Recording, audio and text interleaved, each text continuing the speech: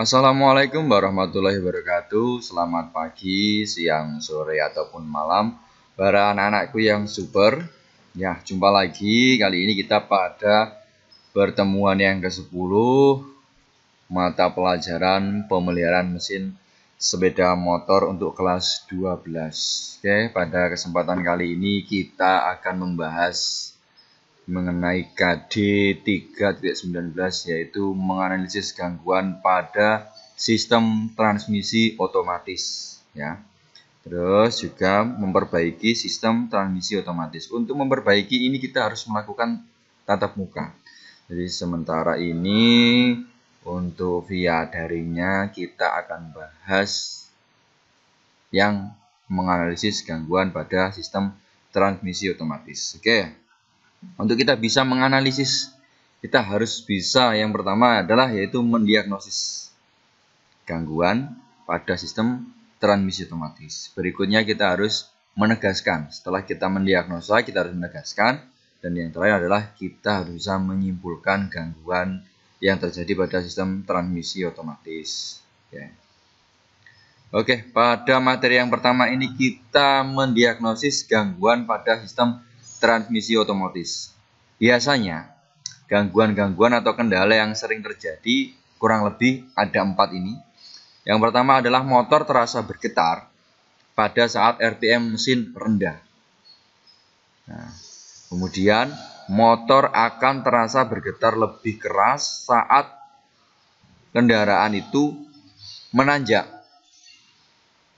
Yang ketiga, akselerasi lambat dan tertahan.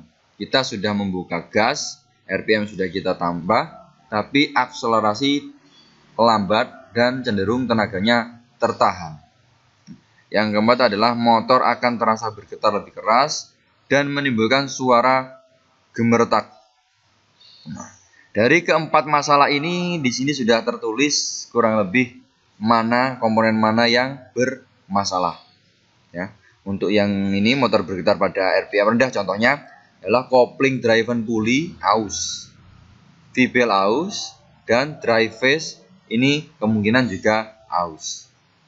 Oke ya, ini sekedar contoh dari trouble yang biasa terjadi pada transmisi otomatis. Berikutnya adalah kita menegaskan gangguan yang terjadi pada sistem transmisi otomatisnya. Bagaimana cara kita menegaskan? Ya, kita prediksi dulu. Pertama, kemungkinan komponen apa yang mengalami kendala. Kemudian kita lakukan yang namanya pembongkaran. Nah, di sini sebelah ini adalah paling kiri. Ini adalah drive pulley atau pulley penggerak. Yang bagian tengah adalah driven pulley atau yang digerakkan. Nah, di sini juga terdapat yang namanya kopling sentrifugal. Ini berfungsi meneruskan putaran dari poros engkol menuju ke gear reduksi yang selanjutnya akan diteruskan ke roda belakang. Berikutnya adalah melepas V-belt. Nah, ini adalah proses bagaimana kita untuk menegaskan gangguan apa saja sih yang terdapat di sistem transmisi otomatis. Oke, selanjutnya adalah bagaimana kita menyimpulkan gangguan yang terjadi pada sistem transmisi otomatis. Secara garis besar kurang lebih seperti ini. Ini contoh kita memeriksa white roller. White roller ini adalah salah satu komponen yang terdapat di bagian drive pulley atau pulley penggerak. Nah, ini saya contohkan untuk Honda Vario 110 cc yang masih karburator. Batas servisnya adalah diameternya 17,5 mm.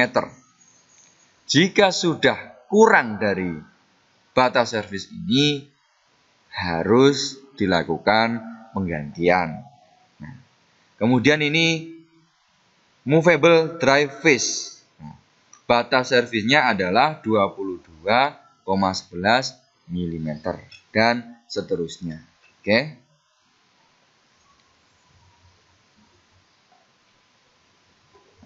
Kali ini tetap masih kita menyimpulkan. Nah, ini komponennya seperti apa? Ya ini, kurang lebih. Ini adalah komponen di bagian drive pulley-nya atau puli penggerak. Ada roller, ada face untuk drive-nya, kemudian ada pendingin juga untuk mendinginkan suhu dari V-pilnya. Ini. Nah, oke. Sini adalah kopling sentrifugal. Kurang lebih pemeriksaannya adalah seputar aus atau tidaknya kampas ini. Karena ini akan mencengkram puli bagian belakang driven puli. Oke, sekian penjelasan untuk pertemuan ke-10 ini yang membahas mengenai menganalisis gangguan yang terjadi pada transmisi otomatis. Sampai di sini dulu. Jangan lupa jaga kesehatan. Wassalamualaikum warahmatullahi wabarakatuh.